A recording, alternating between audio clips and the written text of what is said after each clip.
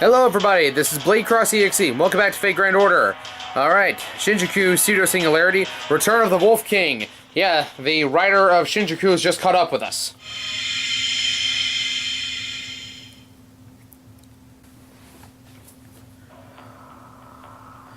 Are you insane? You want to add another phantom spirit? Alright, but are you sure that your hatred can sustain another? That phantom spirit doesn't hate anyone. It's solely the fated concept of pure self-interest. Admittedly, that one ability it has is quite remarkable, but aside from that, it's mediocre at best. It is, after all, a mere scientist. It has a poor physique. Though that does mean... Very well. This should be interesting. I'll summon it and fuse it to you at once. But I should warn you, during the operation, make sure your humans for hatred never stops. Your hatred for humans never stops. It is a source of your strength. And so fervent that it could turn on us, your comrades, in an instant.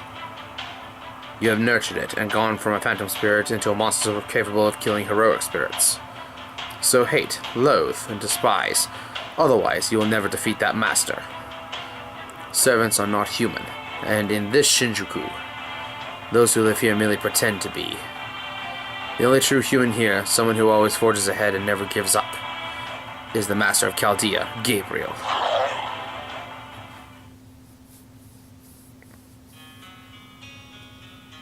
Run! Run! Run! Run as fast as you can so that no one can take it from you.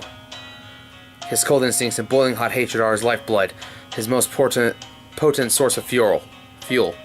He hates humanity, humans, everything even vaguely associated with people.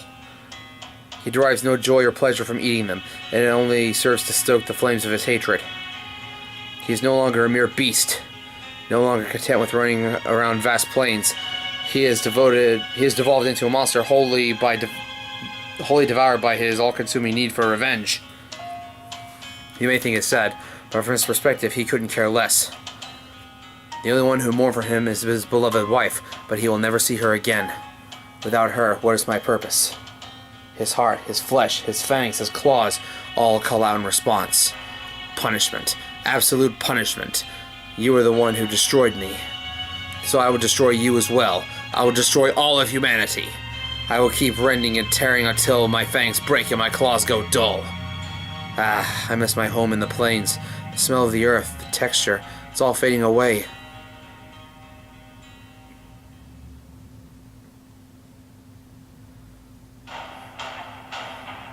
Get back, Master! Here it comes. Enemy servant, approaching at high speed. It will enter combat range in 10 seconds. That speed, it's way faster than before. Whoa! Oh. Huh? I can't see it. How about you, Master? Something's here. It seems to add another phantom spirit. If we're talking invisibility, there are several possibilities to come to mind. Siegfried possesses a coat or hat or something, the Tarncap, it was called, that rendered things invisible. But I think this is more of a case of out-and-out invisibility. I believe that means we're dealing with the H.G. Wells character, not that it makes a great difference in terms of the threat that it poses. Oh, its magical energy is increasing. The writer of Shinjuku is about to show itself.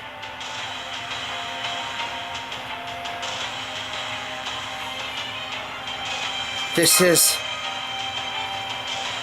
Well, this is just freaking worse. Does this bring back memories of Baskerville? Frankly, no. This is far worse. This creature has cast off any remaining of vestiges of the living creature it once was. Mr. Babbage may be a steel giant, but he is more human than the heroes or demons of the Age of the Gods. But not them. No, this is safe to say that they are well and truly past the point of any biological organism.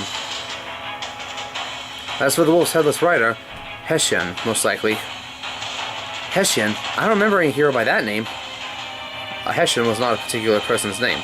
It was a name given to a German mercenary who fought in the American Revolutionary War. So then he doesn't even have a name? Even for a phantom spirit, that seems awfully cruel. Ah, but there is exactly one entity who is famed for being a nameless knight without a head. He is part of a superstitious tale told every year in America. during Halloween. Sleepy Hollow? That's it! The Legend of Sleepy Hollow! One of the most famous American fairy tales, the Hessian Headless Horseman. But isn't the Hessian rather oddly passive, Holmes? Given his behavior up to this point, it seems he simply allowed Lobo to have control, which would seem to indicate that Lobo is the true master and Hessian is the mere rider, as we thought. Still, having a rider also makes it twice as strong, perhaps even 4 times, or 100. Wait, the enemy's servant spirit origin has been altered. Its class has changed. The new class is... Be careful, it's no longer a rider. It's more ferocious than ever. An Avenger! Master, get back, now! Why is it looking at me like that? Master, whatever you do not leave our side. You are its only target. It isn't even paying attention to us while we fight it. You're the only one it wants. Now I see. Since they loathe humans, they see heroic spirits like us as no more than mere obstacles. Here it comes! Please keep your defenses as tight as possible.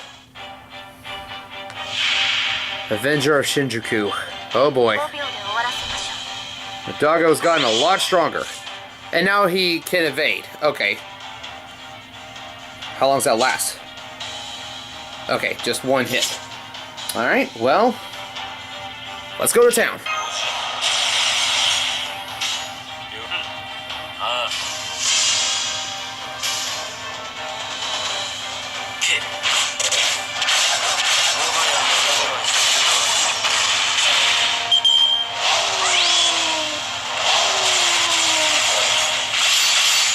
Oh boy.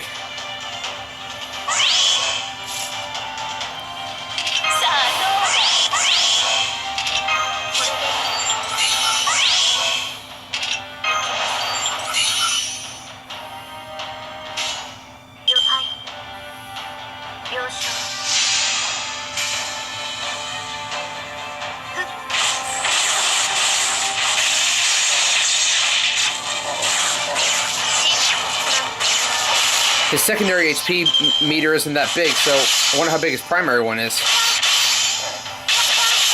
Ow. Oh, that was painful.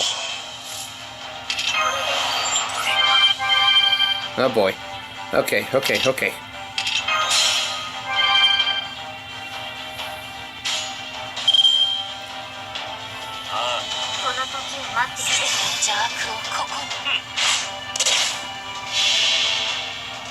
Just poke him with the spear to take out the evade.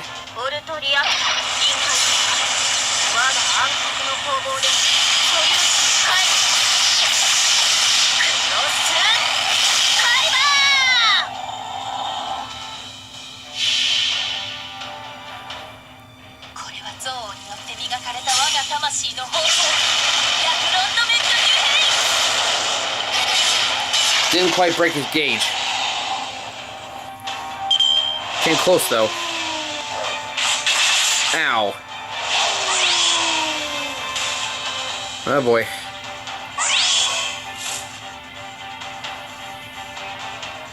Okay.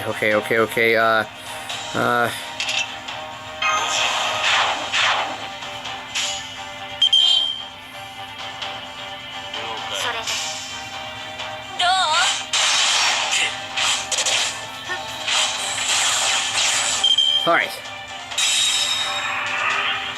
Okay. That's... Ow. Oh, that's not good. It's not a super huge amount of HP, but still.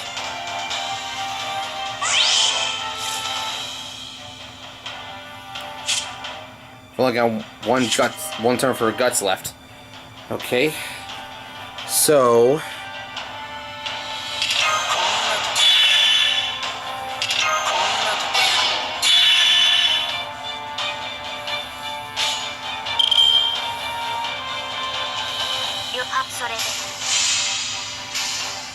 Come on, next altar.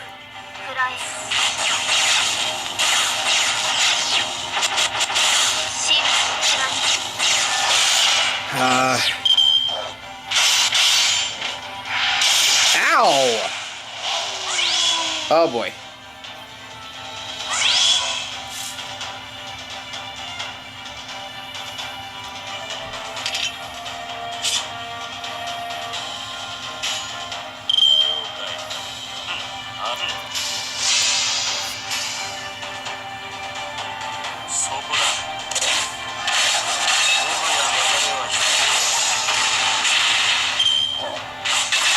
Ow. Oh, she's barely alive. Oh dear.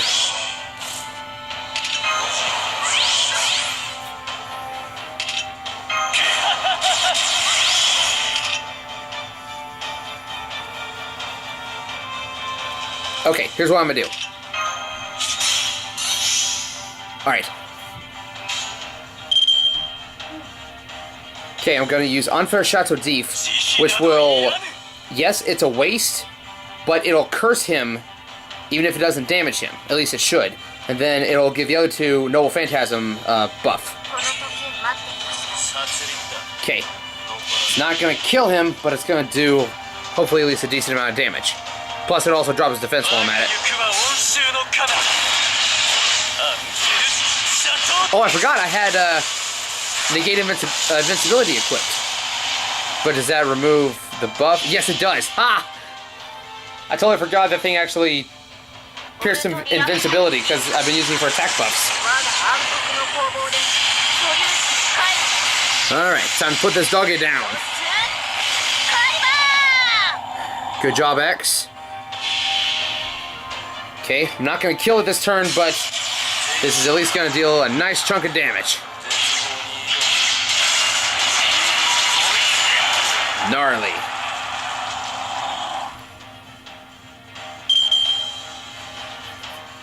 Please hit Jalter, because he's got evade on. Oh, no. There she goes. Sith Saber's gone. Sad day.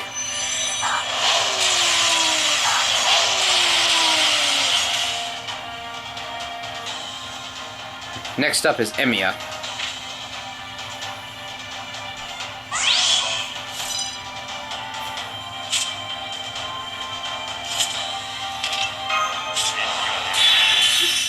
Okay. I can do this.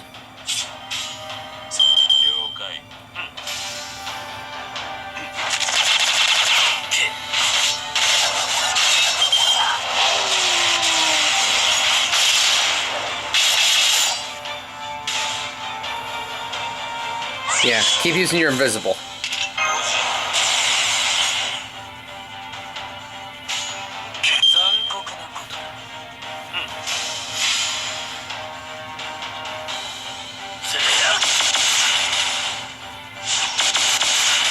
Ah. Ow. Ouch. Come on. I can do this.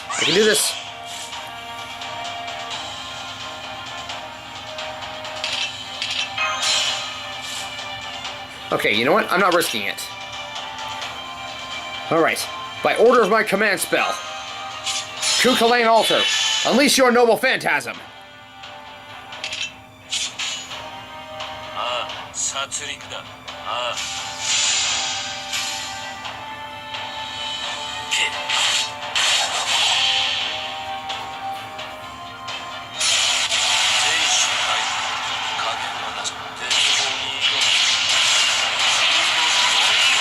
Ah, there we go. Got him. Whew. Something tells me we haven't seen the last of him, though. It'd be too easy if we took out two of the Phantom Fiends in one go.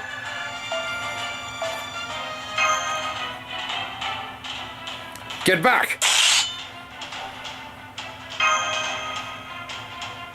The hell was cutting awful close, don't you think? Indeed, had Moriarty not called out, you would have perished. Thanks, Moriarty. Hahaha, good show, James. But never mind that for now. This is impossible. There's no way we can defeat it here and now. How about you, Holmes? It's useless, isn't it? Indeed, you and I both reached the same inevitable conclusion.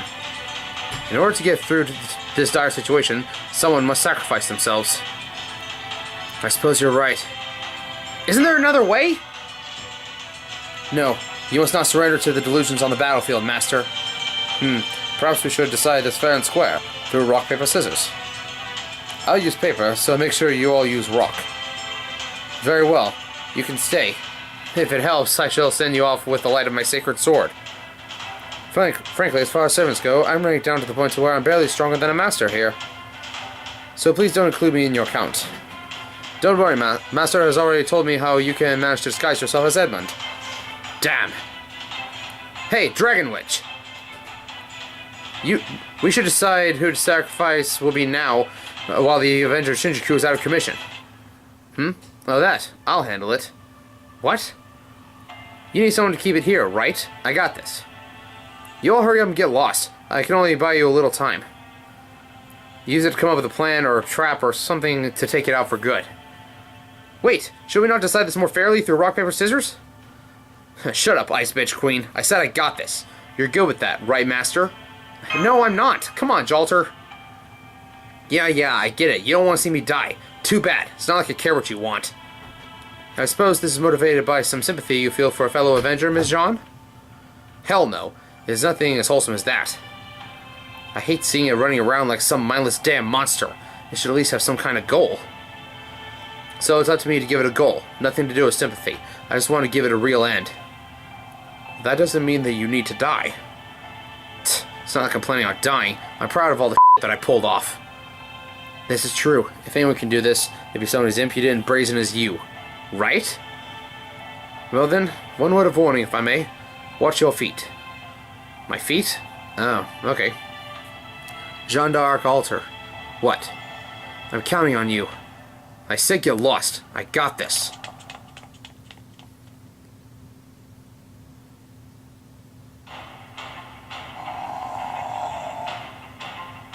Oh no you don't!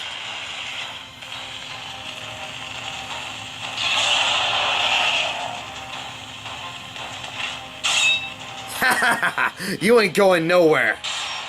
I can read you like a book. You wanna know why? Because you're me.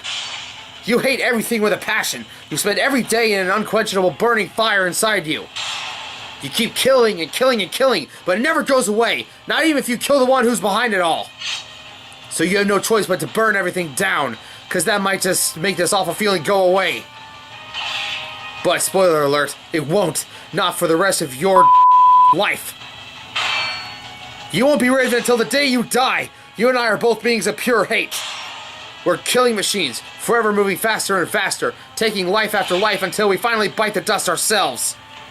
And you don't have any friends or allies here, or your beloved wife. So I'll put you out of your misery, Wolf King. Because those fleeting dreams we see right as we die are all we Avengers have to live for.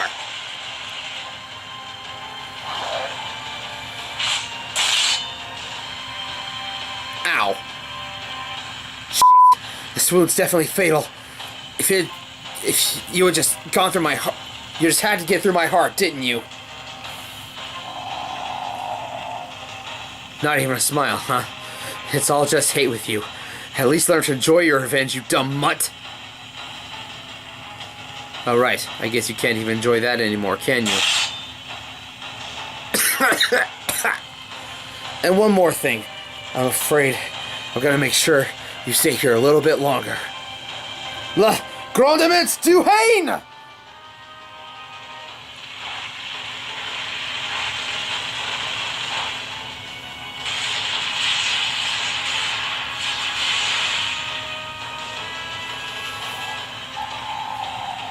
You know, here's a fun fact about this fire. It's coming straight out of my body, straight from mine into yours. And I bet even a dumb brute like you won't be able to shrug it off. Oh, I'm sure it won't be enough to kill you, but it'll damn sure slow you down for a while.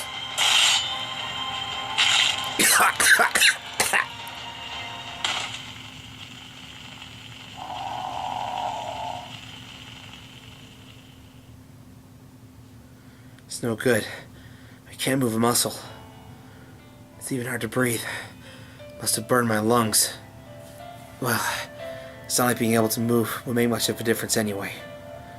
It hurts. I'm so thirsty. I'd kill for a drop of water.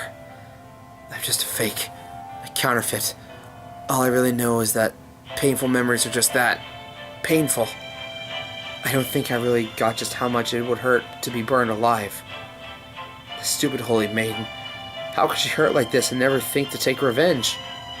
Compared to her, I may just be downright sane. The world is irredeemably dark. Humans are inconsequential as anything can possibly be. The most any so-called good person can do is turn a blind eye. I used to think I'd never lift a finger to help creatures as lowly as that. Creatures so credulous, nitwitted, pathetic, optimistic, good-natured, airheaded, and helpless. People like him, a symbol of humanity who never stop moving forward no matter how scared, or desperate, or downtrodden they become. Oh, I see I forgot to say something important. Jeez, did not even occur to you to ask me to dance? Stupid, inconsiderate jerk. I try to remember what that irritating damn detective said. By the time my memory takes form, I slip into unconsciousness.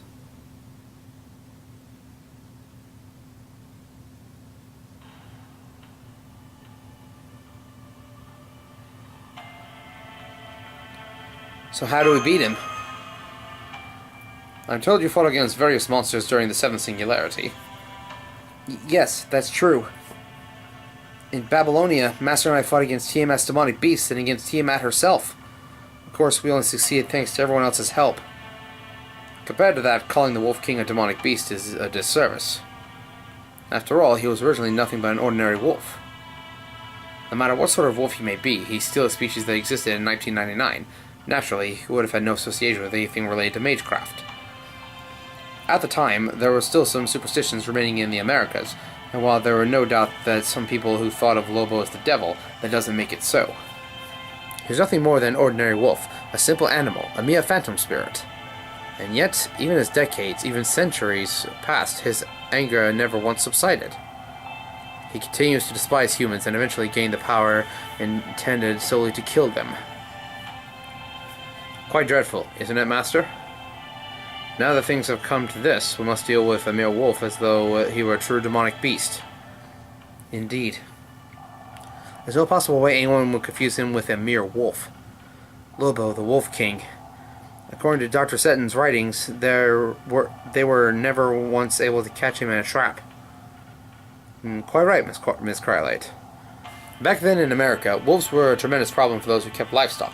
Thus, they came to be hunted to the point of near extinction. A fine story, that is. First people will come building the farms in the wolf's territory, then they have the gall to go and nearly wipe them all out as an answer to the problem they created.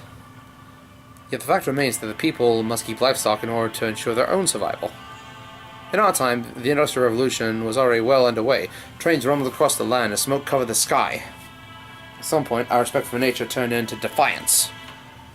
Defiance? Yes, the will for defiance.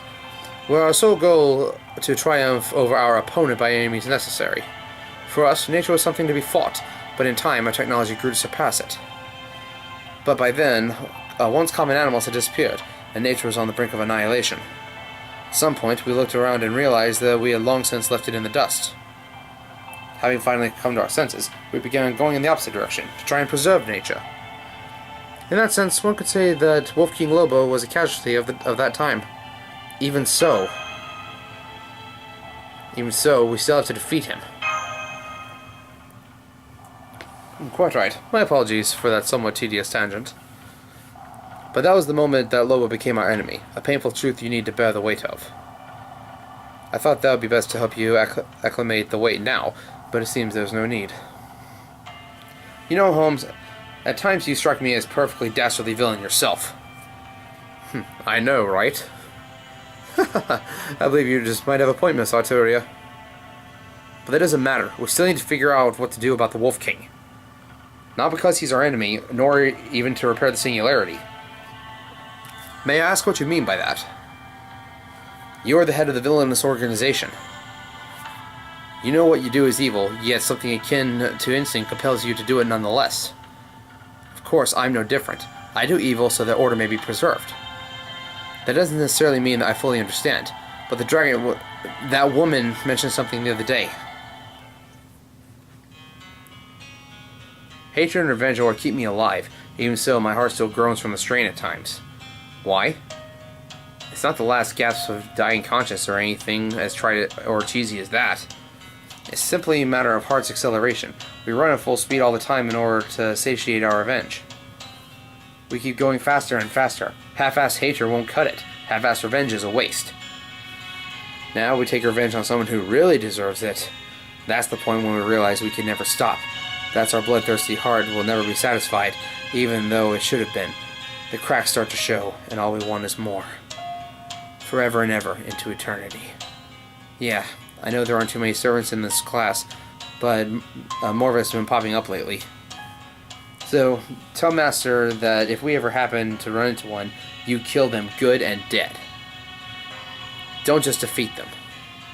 Killing them is like freeing a bird that's fallen into the ground and will never fly again. So, tell him to do what it takes to make sure they're dead.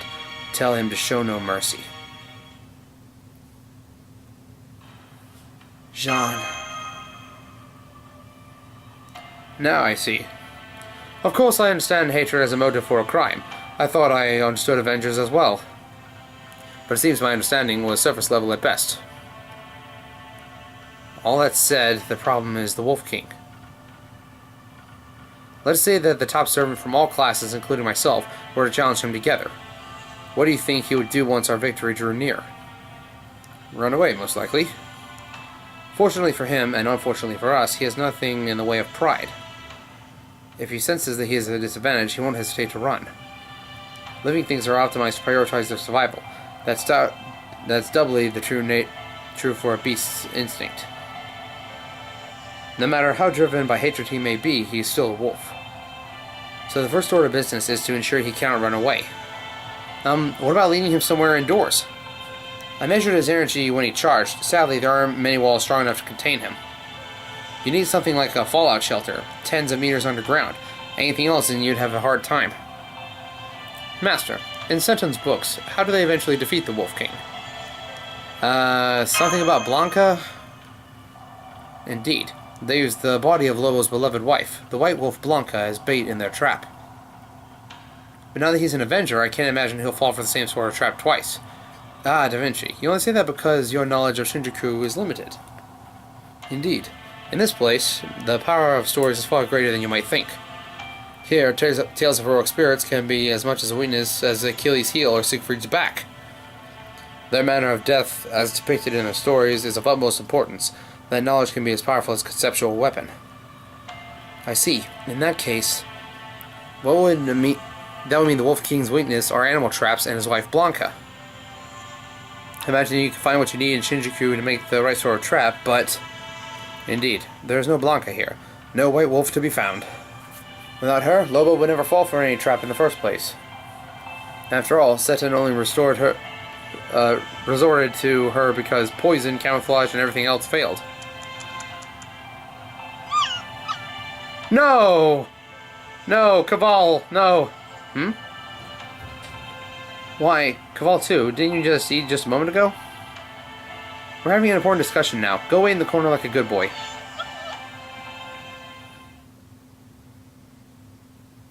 No, don't get any ideas. We're not using the dog as bait, guys. What is it? Why are you all staring at Cavall 2? He's white. Very white. White indeed. Totally white. Wait, hang on. Please tell me you're not all thinking what I think you're thinking. No, you wouldn't.